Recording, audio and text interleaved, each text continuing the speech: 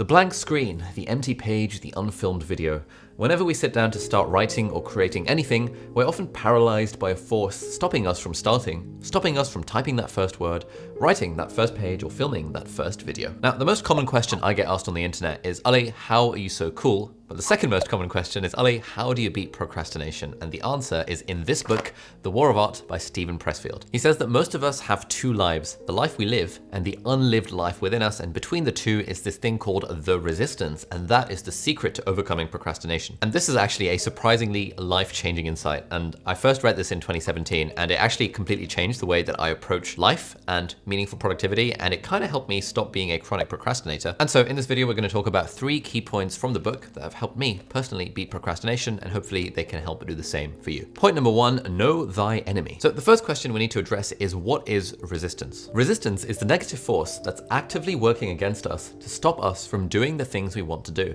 It doesn't stop us from watching Netflix or from playing video games. Instead, it stops us from doing anything that we know in our hearts is gonna level up our lives. Like, resistance isn't really that feeling that we get when we can't be bothered to clean the desk or can't be bothered to, I don't know, wash the dishes. That is resistance with a small r. But resistance with a big R is the resistance, that force that's holding us back from doing creative or entrepreneurial things, or things that require any level of risk taking or putting ourselves out there. And whenever we try and do any of this stuff, we always have to go up against this hill of procrastination that's a constant battle. And there's a nice quote from the book where he says, "We don't tell ourselves I'm never going to write my symphony. Instead we say, I am going to write my symphony, I'm just going to start tomorrow." I've heard this a million times with people being like, you know what, I want to start a YouTube channel at some point. I'm going to start a podcast, but the timing's not quite right. Oh, I haven't quite got the gear. I haven't quite got the kudos. Why would anyone care what I have to say? This is all resistance. It's all that procrastination that's building within us. But what really fuels resistance is fear. Resistance is activated by fear and gains strength whenever we give in to that fear, creating a cycle that we fall into,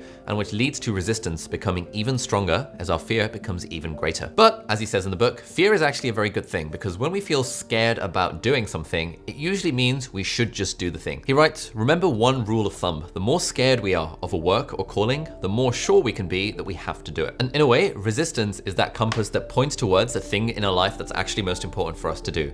Like, I never feel any resistance towards sitting down and playing World of Warcraft, but I do feel resistance towards sitting down and writing my book. And that tells me that sitting down to write my book is currently the most important thing I need to be working on. And the key rule of thumb here, as Steven Pressfield writes, is the more resistance you experience, the more important your unmanifested art or project or enterprise is to you. And since I first read this in 2017, I've actually started using this as a model for, in a way, a model for decision making. Like, if I feel scared about doing something, then more often than not, I will try my very best to actually do the thing. And so far in my life, I have never regretted doing something that I'm scared of, but I've always regretted not doing something that I was scared of. So now that we've done step 1, which is know our enemy, and we've defined resistance and figured out what it actually is, it's that source that makes us procrastinate, we need to figure out some ways of dealing with it. And the first one is key point number 2 in this video, which is become a professional. In the book, Pressfield introduces the idea of the professional versus the amateur. An amateur takes action whenever inspiration strikes or when they're in the right mood.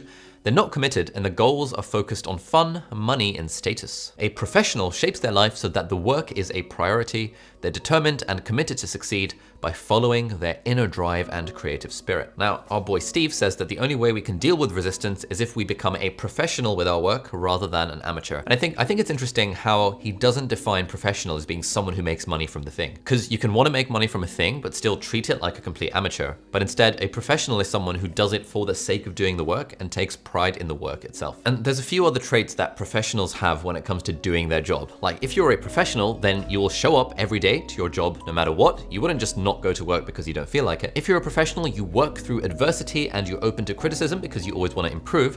Whereas if you're an amateur, then you feel like, if you draw something or make a video and someone gives you bad feedback or you get a bad comment, you get like really kind of woe is me, and like it hurts your feelings and it like ruins your life because you're treating it like an amateur. Whereas if you treat it as a professional, you would be more inclined to actually grow from the feedback. A professional as well will understand that fear is just part of the work. Like, if you're a doctor and that's your profession, you know that you're going to be stepping outside your comfort zone. Whereas if you approach things with an amateur perspective, like starting a YouTube channel or whatever, as soon as the going gets tough, then you're gonna fold like a cheap suit, as they say. And finally, if you're a professional with your work, you recognize that facing the resistance is the daily battle. When I'm working as a doctor, when I wake up in the mornings and I think, oh, I don't really feel like going to work, I do it anyway. It's part of the daily battle. It's just what you have to do.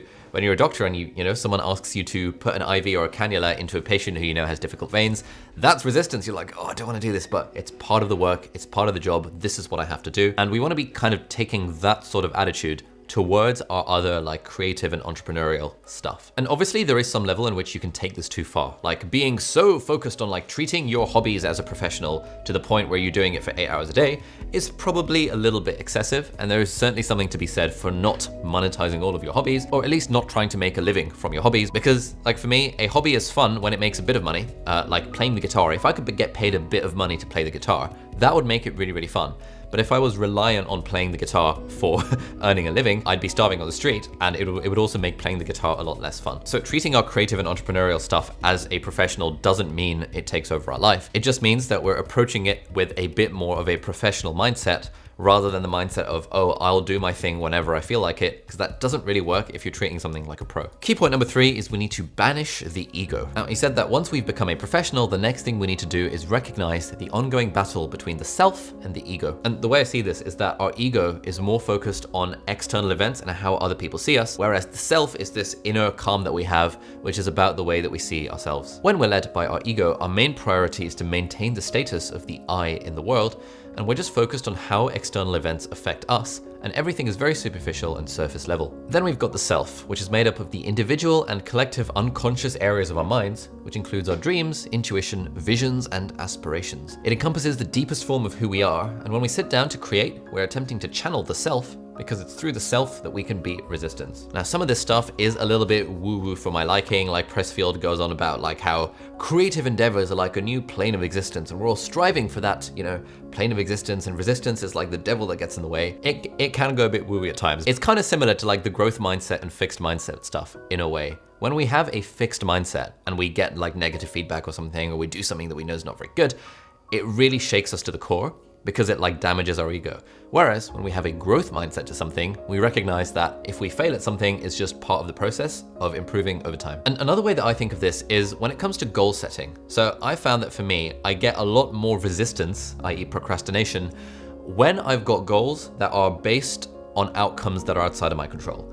So for example, if I'm making YouTube videos, which is an easy example, one way of thinking about my goals for YouTube is to think about, okay, I want this video to get this many views, or I want to hit this many subscribers by the end of the year. That's a very outcome goal, and it's very outside of my control. The only thing in my control is making the videos, but if I have a goal that I want this video to be really good, then that's when the perfectionism takes hold. That's when I feel the resistance. That's when I procrastinate so much to the point that I don't even make the video. And I've seen this basically with every student who's been through my part-time YouTuber Academy. Anyone who's doing YouTube or starting YouTube or getting better at YouTube or taking it seriously, if you start thinking that this video needs to be good, as defined by what other people think of it, it makes it really hard to actually make the video. Whereas what I prefer is to have most of my goals being input goals, i.e. they're entirely within my control. They're entirely based on inputs that I control. So I'm gonna make 2 videos a week for the rest of my life is an input goal. It's something that's broadly within my control. I'm gonna write the best book that I can, and a book that I'm happy with is an input goal. It's a goal within my control. Whereas I'm gonna write a book and I want it to hit the New York Times bestseller list, which is what I've been thinking about recently, that's very much an output goal and is broadly outside of my control.